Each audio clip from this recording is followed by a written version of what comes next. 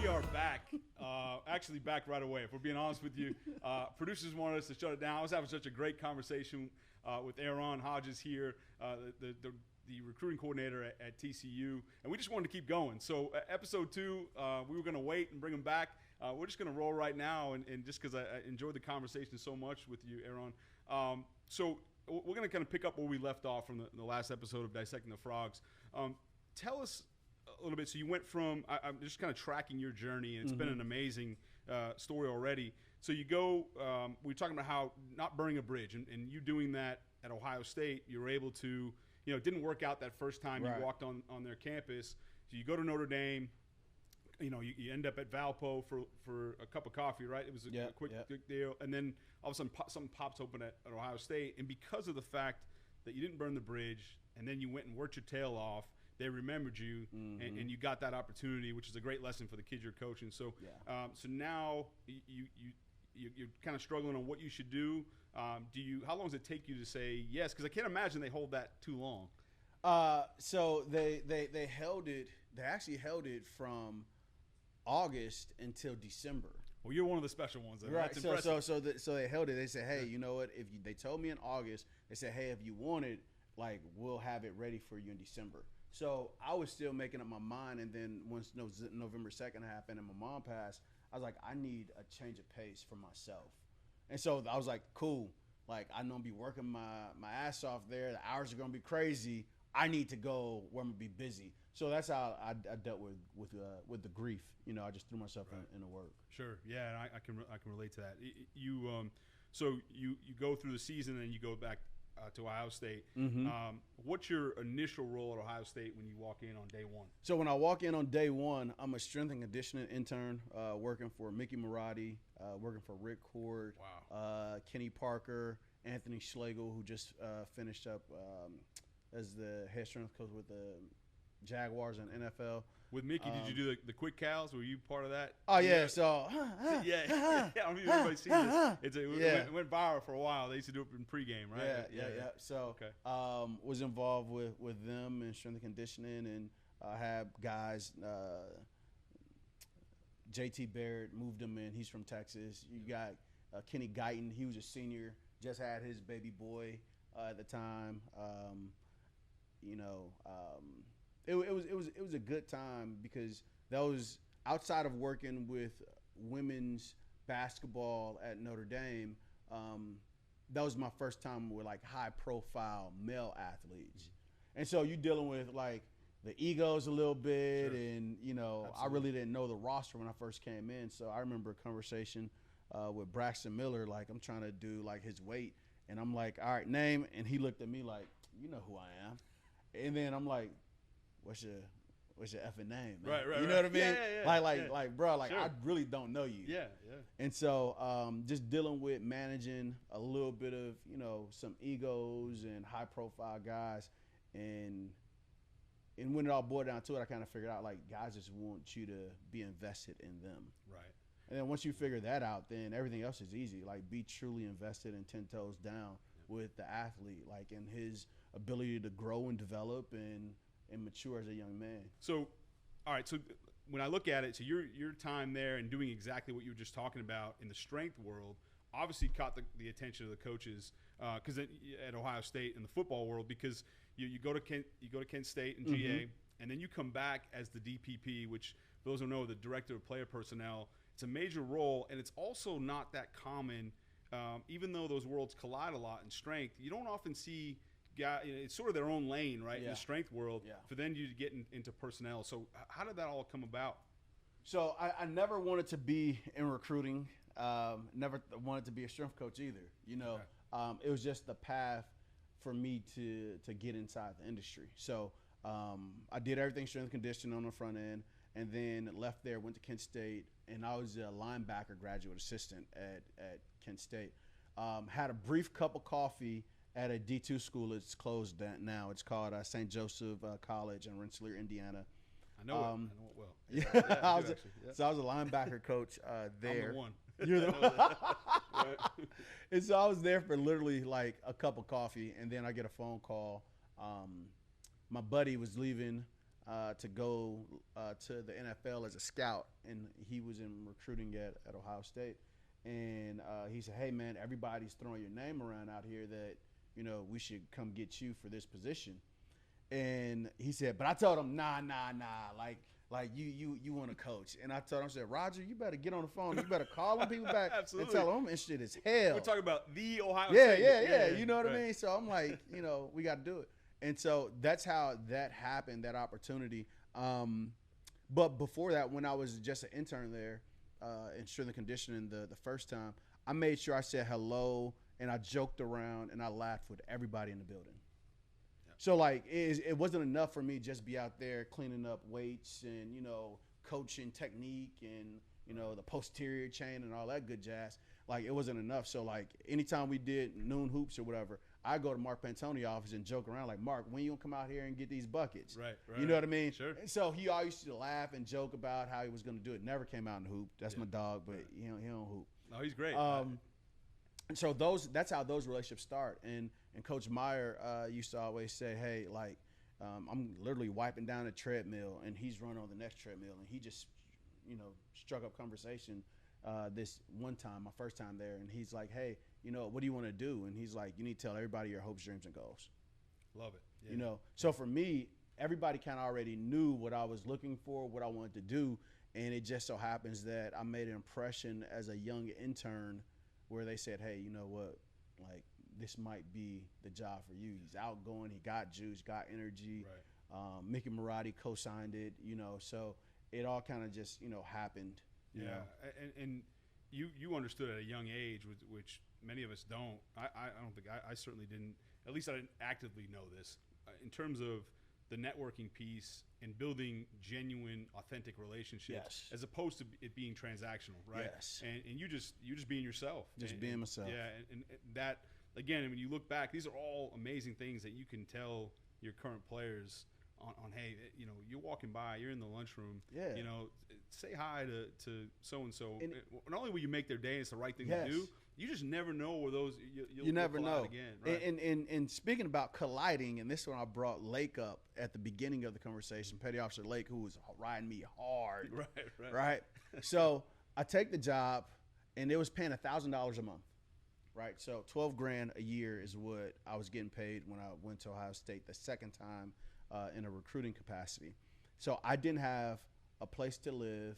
I didn't have the financial capacity to take care of my daughter at the time and get a house and chase the dreams and all that. So Petty Officer Lake, he moved to Columbus, Ohio. Wow. And so his whole family, they live in Columbus and, still to this day now. So I called Lake and I said, "Hey, Lake, Ohio State presented me with an opportunity, but I can't take this opportunity if I can't crash at your place." Mm-hmm. And Lake said, "Hodges, I don't even know why you called me and asked. Get your ass out here." Love it. Oh, that's great. So that's what happened. So like to tie it all back to what you're saying, you never know. Mm-hmm. And I was a jerk to Lake during my time in the military. He was always great to me. Like, "Hey, come over to the house," and he used to always take in the young junior sailors and show them the ropes and all that other stuff. But for the next year and a half, like I lived in his study.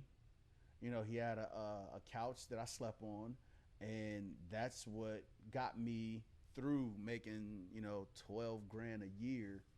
Is that experience? Like Lake letting me live in his house rent free for a year and a half until I eventually rose through the ranks. Well, I would imagine too. I mean, you may have thought you treated him like a jerk because you're just some hard-headed kid at the time, right? Yeah, little 18-year-old kid. But obviously, he saw a lot in you, and I'm sure that obviously you made quite the impression.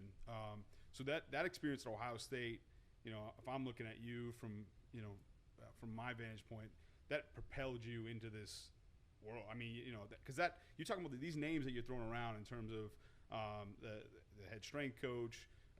So Urban's there at the time, Urban Meyer as a head coach, and Mark Pantoni. Yeah, Pantoni. I mean, you're talking about that collective, that group right there set the recruiting world on fire. Yeah, right? back in Florida, back in the days. Absolutely, yeah. And they were together for so long, and for you to be part of that inner circle, it's pretty amazing, from a professional standpoint. So you go from Ohio State. Now we're there, and your next job is that Purdue? My next job is Purdue, and how it all started. My name really wasn't a name in college football until one particular incident happened, and then like trust is earned, all that. And it's funny that we're about to talk about it because I literally called his father today, Dwayne Haskins' father. So Dwayne was committed to Maryland, and rest in peace. And his father and mother and sister came out on an official visit. And it's like in the ninth hour, if you will. We do the OV. I'm with Dwayne on the OV the entire time. And at the end of it, his father grabs me. I think we were at breakfast on like a Sunday or whatever. And we're upstairs. And for the viewers, on OV is an official visit. He's on his official visit. Oh, yeah. Yeah, I want to make sure I tell. I know there's all these terms, but go ahead. I'm sorry. And so his father grabs me, and his father says, hey, you have a calling on your life. His father's a pastor as well. Okay. And so he said, hey, man, I see a calling on your life. And I'm like, yeah, thanks. This is kind of creepy. You know what I mean? Yeah. And so kind of exited, the conversation. And the very next day, I see Coach Meyer, and how our offices were set up. Pantone office was a little bit down this little corridor, but you could see who walks in Pantone's office. So all of a sudden, the next day, you see Urban walking, into Pantone's office, and then all of a sudden, Pantone yells out, hey, Eron, come here for a second. I'm like, oh, damn, like I'm about to get fired, bro. At least get like, your tail chewed out, right? Yeah, I'm like, Lord have mercy. Like, I'm about to get canned. But that was always the thought process whenever Pam brought me into the office. I'm like, I'm about to get fired. Sure. And so sit down, and Coach Meyer says, hey, you know what? Great job with the Haskins family. Like, his father spoke very highly of you. His whole family did. Like, I see a gift in you. I want to groom you in this recruiting deal. He's like, what do you want? And at the time, like I said, I never wanted to be in recruiting. Right. Never. I always wanted to be a position coach, future DC, and potentially head coach. And so I'm like, dang. Yeah. When the guy that you've always looked up to say, like he see a gift and he want to like mold you, like you say, all right, shoot, like maybe this is for me. And so like an idiot, I responded to him like, I'm trying to be the next Urban Meyer though, coach. Right. So he's like, yeah, but let me sure. Let me take care of you in this world. Yeah. And so from that point on, like when Pantone scheduled travel, like I was on a jet with Coach Meyer, and we would travel and we'd do all that stuff. And if it was a car drive, like it was him and I or whatever. And so it was a cool opportunity to really figure out like the guru and how he operated, how he did things, and how he liked things to be done. And it was always funny. I could be myself, and I have a master's degree. I don't always speak the King's English. Right. I use profanity a ton. But I'm just like, at heart, I'm just an inner city kid from Chicago. So I saw that I could be myself around him, and that allowed me to be myself around recruits instead of being this buttoned up I could like let my hair down and just be myself. And that was the one thing that I really appreciate about that experience. And then it turned over, and they trusted me enough to run the walk-on program. Wow. And so I ran the walk-on program. Yeah. And during the walk-on program, I didn't just allow anybody to come in. Like, I had guys who were 3-stars who were turning down, offers to go play MAC ball and to come to OSU. So, like, our recruiting class for walk-ons was, like, always, like, off the charts. And so, like, C.J. Saunders, who eventually became a team captain and a slot receiver, you got other guys who are currently still on the team that I can't mention or whatever. Sure. But names started to get put in articles and things of that nature. And when Jeff Brom was looking for a position to fill, like, all the attention that I was getting from putting together walk-on classes kind of gave me the opportunity to become a director of player personnel instead of being an assistant director. So I'll tell you that's a great example again, right? You're talking about impacting players and teaching them life lessons and even just lessons within your football program.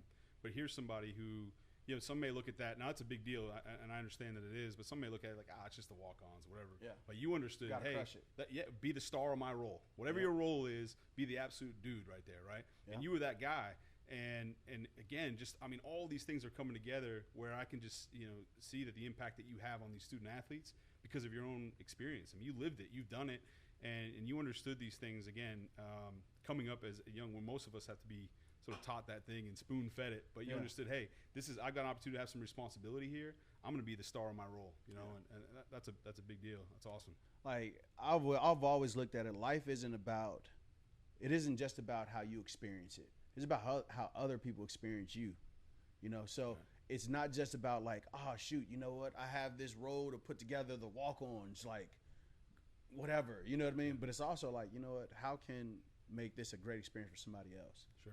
And so that's how I always approached it. Like whether it's, you know, the walk-on role or becoming the DPP or whatever case may be, like make sure it's a great experience for everybody. If you got a boss or a superior or supervisor, make sure that him managing you is a pleasure.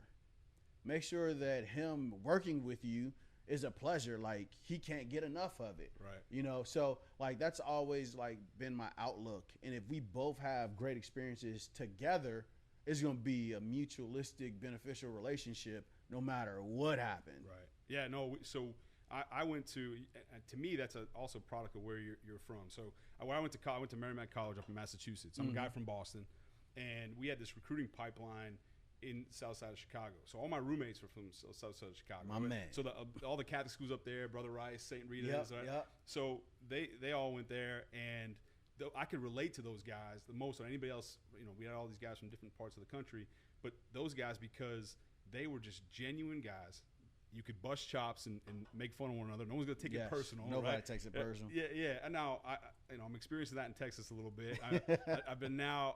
I married a Texan, so they allow me to stay in state. But I've been here a total, I guess, going on 11 years. Wow. And still sometimes, like with sarcasm and things like that, people just don't know how to take you, right? No. No. But you're genuine. You just tell people exactly what you mean. You mean what you say. You say what you mean, kind of thing, right? Yeah. And I think if you approach this profession that way, it can really take you far, right? It can take you to the moon and back, because there's so many yes men in this profession. Everybody thinks that, oh, if I tell him what he wants to hear, like then I'm good. You know what I mean? Right. Like, and that's the exact opposite. Like, you have to be yourself. You have to give your own thoughts. You have to give your own opinion, because people always value authenticity, and they value like your truth. So if you see something this way and they don't see it that way, that's a simple conversation. That's right. Yeah, like as men to men in this industry, you should be able to sit down with another grown man, have a conversation, and become at least amicable. You know, a lot of places, you know.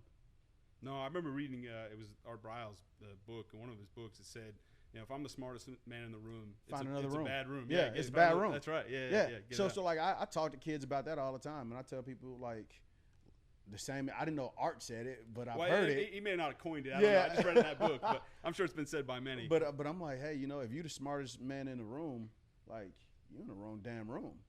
You got to go to the room where you are the dumbest person in the room, but you have to be smart enough to listen to everything that happens. Right. 2 ears, one mouth, right? That's it. Absolutely. Yeah, no doubt. Okay, so this has been great going through the journey. You go from Ohio State, now you get your own deal at Purdue. Right. And I know you may not say it, but I will. You go to Purdue and crush it, right? You go in there and do all kinds of things. You got great ideas. The ideas paid off, right? You got fancy cars in the stadiums and all that, right? Which people weren't doing at the time. No, they weren't. You were, which was great. And then you land, again, correct me if I'm wrong, but you land a top 25, your 25th recruiting class, top 25 recruiting class at Purdue, my friend. That's impressive. I mean, no knock on Purdue. That's a big deal. I'm grateful for a lot of things. I'm especially grateful for the lessons that I've learned. I went in Purdue, and it was simple. I wanted to take and see if I learned all the lessons. So like Purdue was a beta test for me. And what I mean by that is I was in the lab at Ohio State working for arguably some of the greatest recruiters in college football. And so I'm like, hey, did I learn from Greg Schiano? Did I learn from Urban Meyer? Did I learn from Kerry Combs? Did I learn from Larry Johnson? Did I learn from Tony Alford? Did I learn from, Sure. Mark Pantoni? And I wanted to take all these lessons and apply it and see, can it replicate? Right. Now you do that? Yes. Can I do it my way? With my swag, my lingo, how I vibe. Sure. And so Purdue was the perfect place at the time for me to do that. And so my goal was, because they never had a top 25 recruiting class, my goal was to have a top 30 in 2 years. So I didn't have a 25. I was like, look, I'm giving myself 2 years. And I told you I always live in the future. Right. So I wrote on the board in my office, I said top 30 dash 2 years. So I always saw myself having a top 30 recruiting class. Sure. And it just so happens that, year one, it all happened. David Bell, George Karlaftis, who just went in the first round. David, I think David went in the second or third. But those are all phenomenal players, who made their mark. Rondell Moore is one of my favorite people. They've all done well for themselves now and playing on Sundays. I mean, top 25 in year one. You did it the right way, though. You went and reverse engineered the whole thing, right? Say, hey, I want a top 30 class in 2 years. Now let's work backwards and how am I going to get there, right? Yes. Which to me, any successful endeavor, that's what you're doing. Yes. Look at it to what you want it to be and then work backwards. But to do that at Purdue is unbelievable. So now, you're no longer Eron Hodges, the guy that really no one, who is this guy kind of thing. I mean, you burst on the scene with a top 25 recruiting class at Purdue, right? Yeah. Impressive. You go there. From there you go to Louisville. No. So from there, was there for 3 years. The second class was the second best class in the history. We finished I think it was 28th ESPN, and it would have been top 25, but guys, Schiano gets the Rutgers job, and then he keeps a bunch of kids in Jersey home. Sure. So that hurt a little bit, but ended up leaving and going to Texas Tech. Oh, that's right. Yep. So was at Texas Tech and was there for a brief stint, and then Louisville called, and Louisville was the first opportunity. And let me rewind a little bit. So during this time, COVID happens, all that jazz happens. I pull out the exotic cars for the first time in college football, and now everybody replicates and they do their Champ U barbecues and all that. Right. And it's come on, man, chill out. Sure. You're an innovator, though, man. That's a big deal. So ended up connecting during COVID with Brian Carrington. Okay. Somebody who I've always, looked at and his shush and all that. So I'm like, we're gonna have him in, by the way, the next show. So got to. It's a treat. Now he's got the bar been set real high, though. It's the treat, man. It's a treat. He's a great man. Yeah. And so I'm with Pantoni at a personnel symposium or whatever. Brian comes up, and then Pantoni grabs us and he say, "Man, y'all are two of the best relationship builders in college football." And so from that point on, now we've met, we start rocking with each other, and then during COVID, we started Zooming, and we started, phone conversations and all that stuff. And so we became, close. And the whole idea was, man, people really gonna mess up if they ever put us together. If we ever have the opportunity to work together, it's gonna go crazy. And so here we are. And so BC, he ends up leaving Texas, and he was director of recruiting at Texas. He ended up leaving Texas, and he goes to USC. At USC, his title was defensive analyst and recruiting coordinator, and he's working with the running backs, I believe, at the time. Yep. And so, that gave me, courage when Louisville called, and I'm like, well, I just got to Tech. Why would I leave? I just bought a house, and I'm happy, and, I'm good. And so I'm like, you know what? Let me throw something out that's unbelievably wild. No, good for you, because I don't think people realize BC, what he did was That was unheard of as well. Yes. You didn't He was the first to do it. That's right. You didn't blend the two departments together. No, right. And when I saw that, I said, wow, that's genius. Here's a guy who wants to grow in that role as well, Yeah. right? And ultimately, I'm not sure, and I'll talk to him about his ultimate goals, but obviously he wants some stuff on the field at some point in his career. To be able to do that and still add, obviously, a ton of value on the recruiting side. Correct. I thought that was great. And that's why when I saw this setup currently at TCU, which, again, you correct me, but obviously you guys are involved in recruiting everyone. But I imagine you being an analyst on the defensive side, BC being on the offensive side, that you guys can hone in a little bit on the respective sides of the ball. Correct. Right? Yeah. Correct. Okay. And so it boils back to the, throw something wild out there. I'm like, you know what? BC got this title. You know what I mean? Yeah, sure. Just keep raising And then it, I'm like, hold up though. Like, I never wanted to be a strength coach. I never wanted to be a recruiting coach. I always wanted to be a position coach. Right. At this stage in my life, though, I'm 38 years old. So, I'm like, it's now or kind of never. And so I said, hey, Louisville, I'm down to leave, but this is what I want. I want X amount of dollars, and I want this title. And if you can't give me those, the title, then I need this amount of money. So, they're like, well, cool, we'll go ahead, we'll do X, Y, Z for you. And how does this title sound, blah, blah, blah, blah. And I'm like, that sounds amazing. Yeah. And so that was my opportunity to kind of link back to football, but I never would even had the thought process to do so if BC didn't do it before me. Right. So we always kind of bounced ideas off each other and things of that nature. So when I saw that happen, I'm like, all right, cool, boom. So I went to Louisville, had an amazing time at Louisville. Absolutely love Coach Satterfield, Coach Brown, D. Nig, all those guys, great people. And I'm expecting to be sitting still for a while. Yeah, in this profession, man. In this profession. Yeah. And people think that, you're like, yo, E been at this job, that job, he'll break out in a second.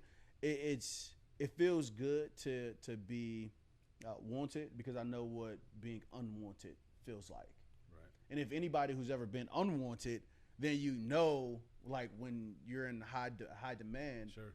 Ride the wave when you're ups, and when you're in your lows, pray hard. That's why I got married, Coach. I mean, I definitely ride it while you got it. No doubt. And, I don't kick my coverage, and I said, all right, I got to lock it in. You got to lock it in. Yeah, no doubt. Look, like a mortgage rate. Right. And so that's really how it all happened. Okay. Me watching him and then saying, hey, you know what? I want to do this. At Louisville, I worked with Pete Nocta, who's the director of recruiting there. Carter Wilson, who, if people don't know, he's one of the best evaluators I've ever been around. And I think I was there for probably about 2 weeks, and I text Pantoni. I said, if you ever have a shot to hire Carter Wilson, you better take it, because this kid is everything. So, a young kid, just graduated from the University of Florida, but he's phenomenal. Worked with some phenomenal people. And we got it rolling in the 2023 class.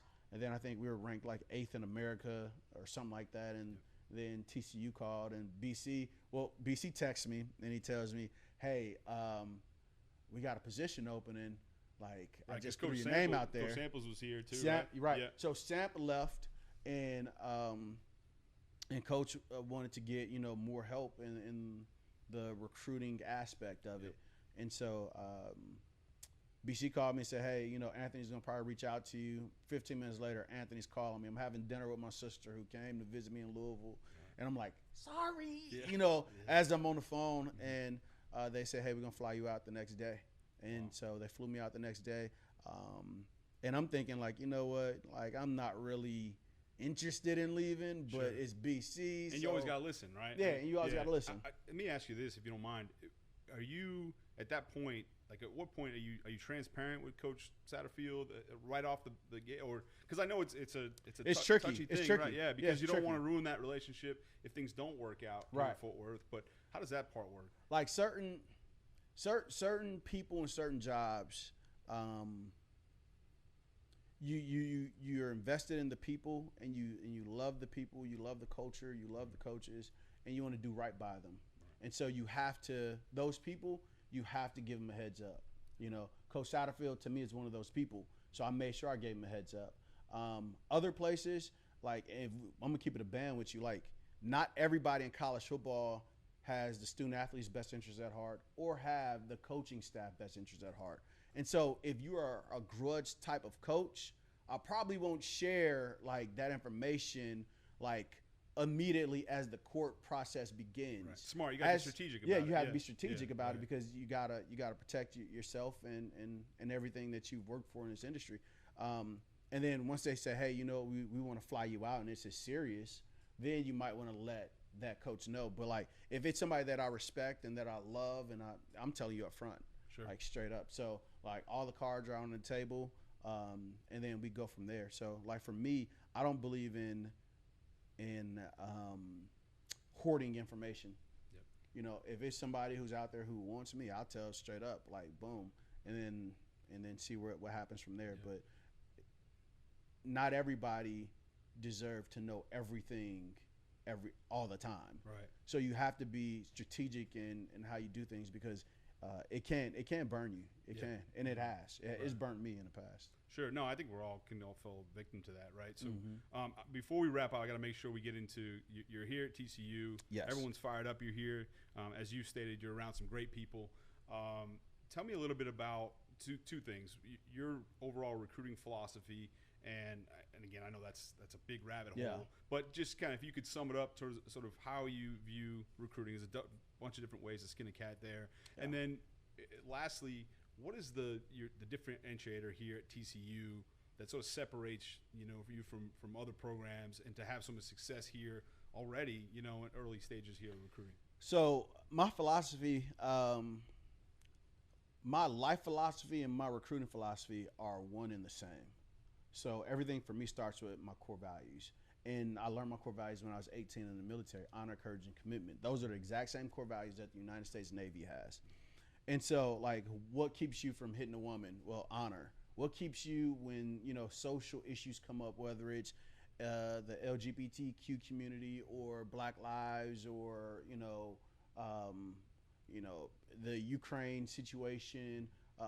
What keeps you, like, speaking up, speaking out? Well, it's courage. You know what I mean? Like, say what needs to be said at all times. And then commitment. Why are you faithful? Why are you loyal? Why do you, invest in your daughter? Why you invest in your fiance? Why do you do these things? It's commitment. So like whatever you go through in life, it can be tied to one of those three things. So that's how, like, probably the first conversation that I have with a recruit is, what are your core values? Oh, coach, like, if you mumble around, like, you don't have any. And I shut it down right there. All right, cool. You don't have core values. And that's Gucci. Yep. I didn't know my core values until I was 18. And I didn't actually start, practicing them until probably a little bit after 18. Right. And then it goes to purpose. All right, your why. We already talked about mind, educate, impact, and empower. So now it's like, all right, cool. What's your purpose in life? I don't care about goals. I want your purpose. Because your goals are going to be the same. I've done this for 12 years. We want to make it to the NFL, take care of mom, come walk out with a degree. You know what I mean? Like, however you break it down, like all the kids that we recruit, if you're not trying to go to the NFL, it's probably a problem. Yeah, no like, question. I don't want you. Right.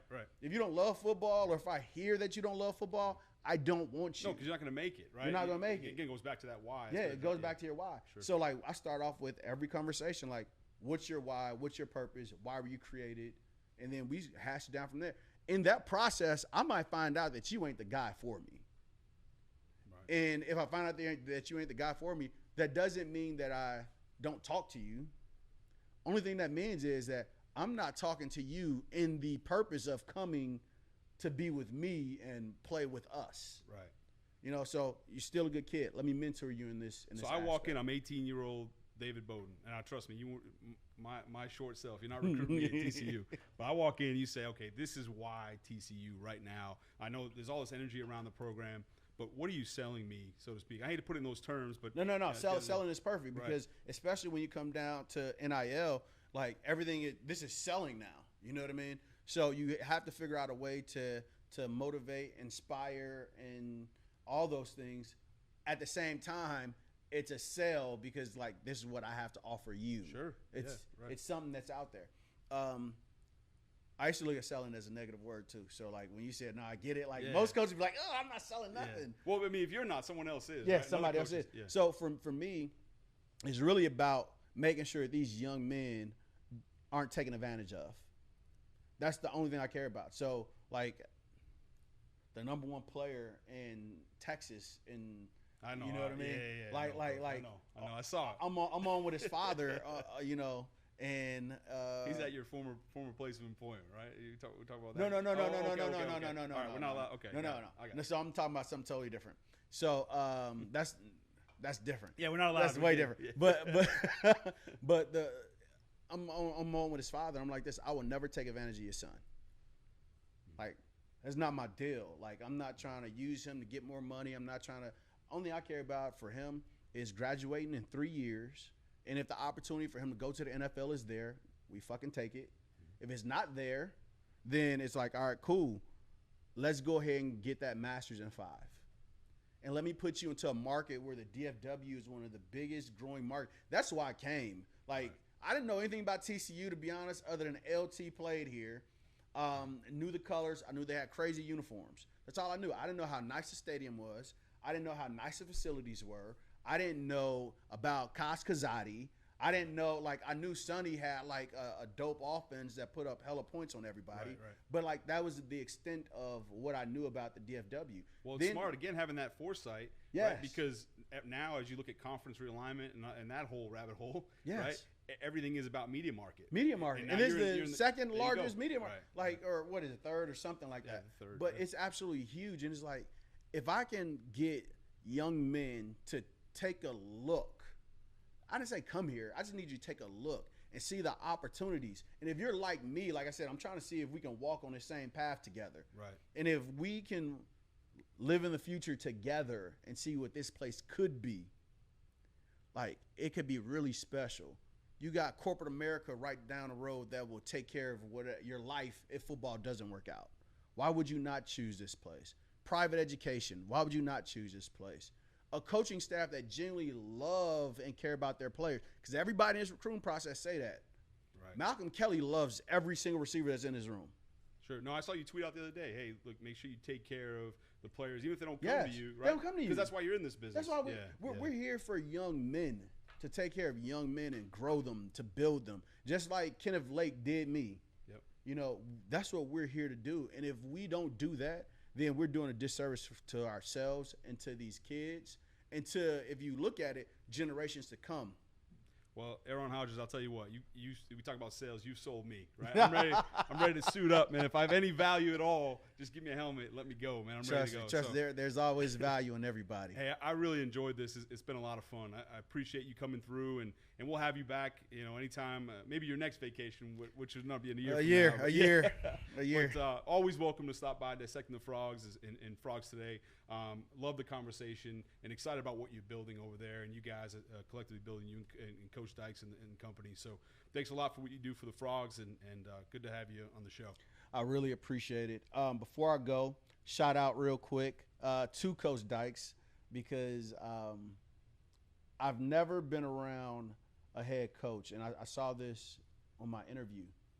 I was like, all right, cool. I hear he's a good guy or whatever. So in my interview, they said, hey, we're going to take you over to Coach Dykes. So I go over to Coach Dykes' house, and it's an open door policy at his home. You know what I mean? Like, I can't tell you how many recruiting events we've done at his home. You know, the way him and Kate, the way they open up their home to current players, to future players. I have never in my 12 years seen anything like that amongst all the coaches that I've ever worked for or with. Like, so that showed me, like I said, living in the future, I'm like, damn, this can really be on fire, because he's just that kind of guy that wants his players to be around him and genuinely love and care. That's the only thing. If you love and care for a player or student athlete, like I'm gonna be loyal to the soil just because you could take care of the guys that I care about. Absolutely. Like that. At the end of the day, all of our purposes are the same. No matter how you slice it, dice it, skin it up, whatever. Like our purpose is to make sure that we take care of our fellow man, take care of each other, And in taking care of each other, we take care of ourselves. I love it. Yeah, you're not the first person to say that about Coach Dykes and what they're doing over there. A lot of people break down to family and talk about family, and you guys are actually living it. So excited to see all this happening, and we're certainly rooting for you guys. And again, welcome here anytime. For Eron Hodges, I'm Coach David Beaudin. It's been a pleasure. See you next time on Dissecting the Frogs.